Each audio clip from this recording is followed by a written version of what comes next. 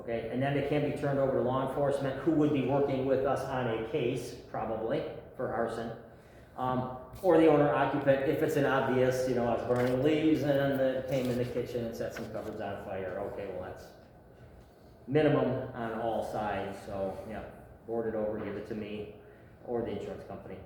Final activity before securing the structure may be to remove debris, so clean up some of it if you do any board up activities.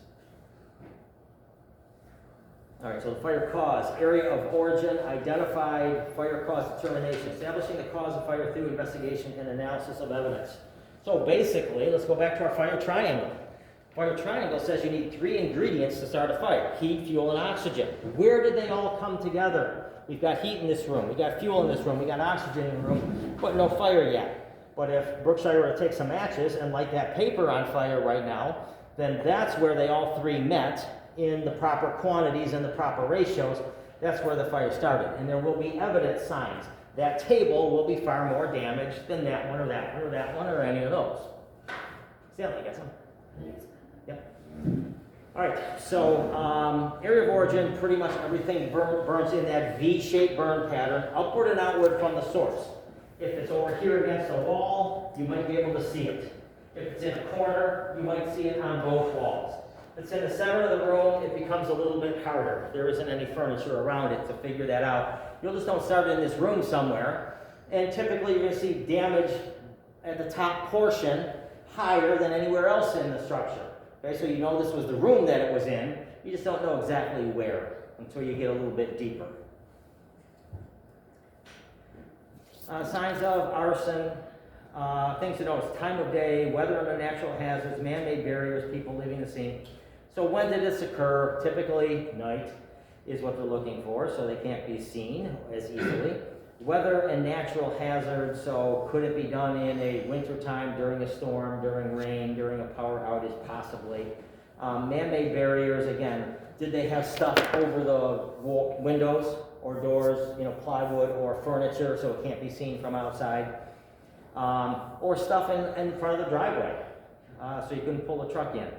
Or people leaving the scene. So again, your radio, everything is recorded. And if you remember back to our communications chapter, everything is recorded. So if you see a vehicle leaving the scene, say, yeah, it looks like a red sedan leaving the scene, license plate ABC123, you never have to write it down. It's right there, recorded. You can go back and retrieve it later. Things to notice: time of arrival, extent of the fire. Okay, so again, any fire could be further along or less along, depends on when you got the call. So if there's other unusual things, then you might start to think, yeah, I should write some of the stuff down on this one. Wind direction and velocity, that's easily, dispatch usually gives you that when you're en route.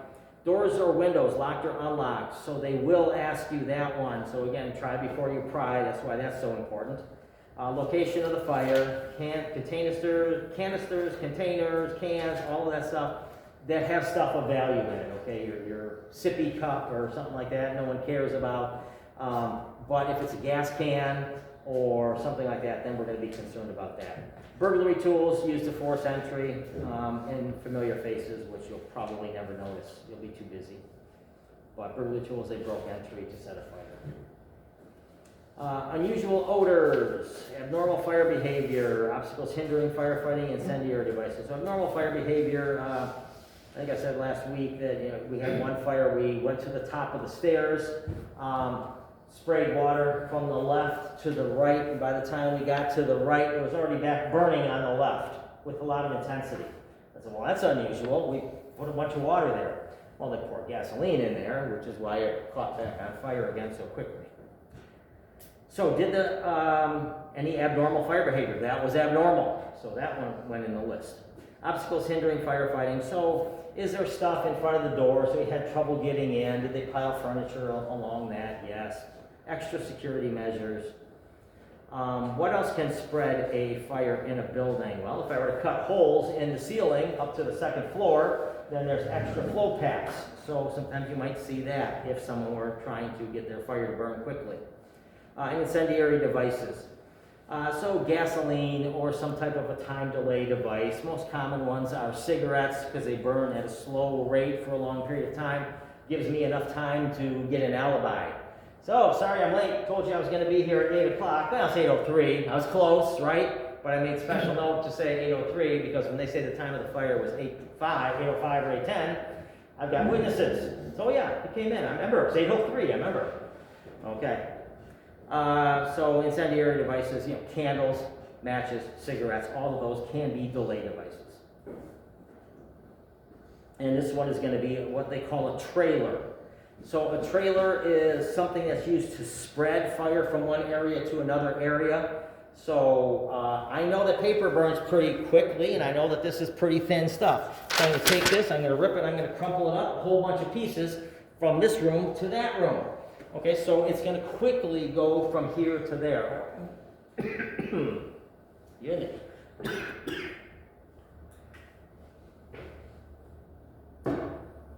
Or I'm going to pour flammable liquid from here to there, and that's going to move that fire quickly from this room to the next room. I don't have to wait for the natural progression.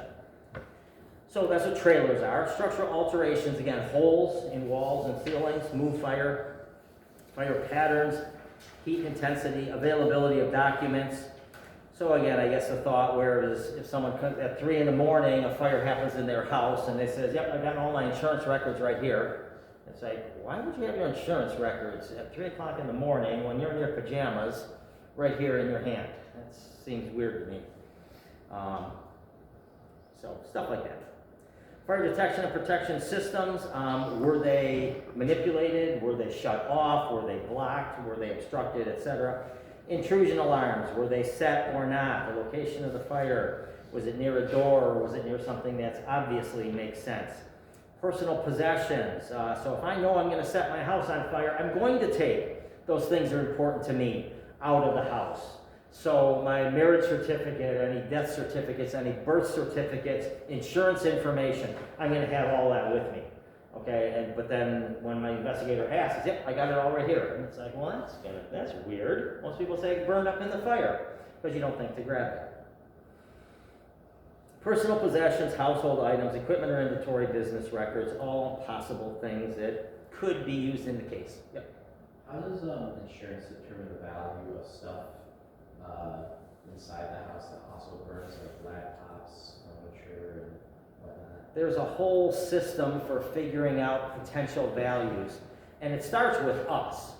The officer on the scene has to give a guesstimate, and it's just based on my knowledge of what stuff costs and what stuff's damaged. My fire investigator for my department can then go in there and alter my number, and they almost always do. But they'll call me and let me know. Say, hey, remember that number you put in at $35,000 in damage for that house fire on South Somerset? I said, yep. I adjusted that up to $41,000. The reason I did that was because da-da-da-da-da-da-da. I said, oh, okay, good, got it. But he changed the report that my name is on, so they let me know that it was changed. So based on knowledge, again, I don't know exactly how old your laptop was, but someone else might be able to give you a receipt. Yep, I remember I bought that as a birthday gift to my daughter, and it cost me $1,100 for that laptop, and that was 2 years ago. Okay, so what's a 2-year-old laptop cost? You can look that up on eBay. I used to get all my car information at Kelley Blue Book. So again, they value cars. So when I had one car fire, and I'd say, what's the value of it? I'd go to Kelley Blue Book. I type in the year, the make, the model, and then the options, XLT or XT or whatever package they have. It'll tell me exactly what the price should be. And I'll just put that number in there because I figure they're on pretty much all total losses. And again, that can be adjusted down the road. Don't read too much into a shortage of material possessions. A person's economic status may dictate his or her lifestyle, and some people just don't have as much as others. So if someone says, oh, I don't have a car, I don't know. So don't value it, just take it for what it is. Protecting evidence in place. Firefighter investigators should be stationed with the evidence until it can be processed if it can be damaged. Evidence must remain undisturbed except when absolutely necessary for extinguishment. So yeah, if you bump it while you're crawling through a building, we get that. Avoid using excessive water right now. Okay, this is at the extinguishment phase. Later on, we'll go through the overhaul phase. We're going to use more water. Protect footprints and tire marks if you see them there and you think that they mean something. let someone know and they will get a cast of that. That's a pretty cool thing to see. Close dampers and other openings. Leave charred documents in place. Protect them from the airflow. Tarps or salvage covers may be placed over evidence just to keep it there in case you need to stop for the day and get back later, or you want another set of eyes to look at it. Moving materials to a safe location. Do not gather or handle evidence unless absolutely necessary. You become part of the chain of custody. Accurately document all actions associated with the evidence. You may be required to testify regarding the evidence. So if it's something like that, then write some notes, because you're going to probably get asked about it. Questions? Lori? Fire investigators go to every major structure fire. Would they go to what? Every major structure fire. Typically, they go to structure fires, yes. Their choice if they go to, we had as kids, I'm assuming kids, we had some people running around one of my stations setting dumpsters on fire. So the investigators told us, hey, if you have any kind of fire at all in your area, even dumpster fires, give us a call. So I called the dumpster fire, I called the investigator, and he goes, what are you doing calling me? I said, you said if there's even a dumpster fire, you want to notify because it's in this area. He goes, yeah. He goes, anyone's there? Anyone see anything? And I said, no, I got no witnesses that step forward or anything. Forget it, I'm not going to bother. But structure fires, they will. It's kind of something you got to do because the dollar loss is up here. Someone's going to want to sue for that. Dumpster fires, no. Car fires typically cut and dry. So, all right, what's up? Can you review the 3 kinds of sprinklers? Yep, 3 types, 3 orientations of sprinklers are upright. They sit up on top of a branch line. These red pipes are called branch lines. Pendant hangs down like a pendant on a necklace below the branch line.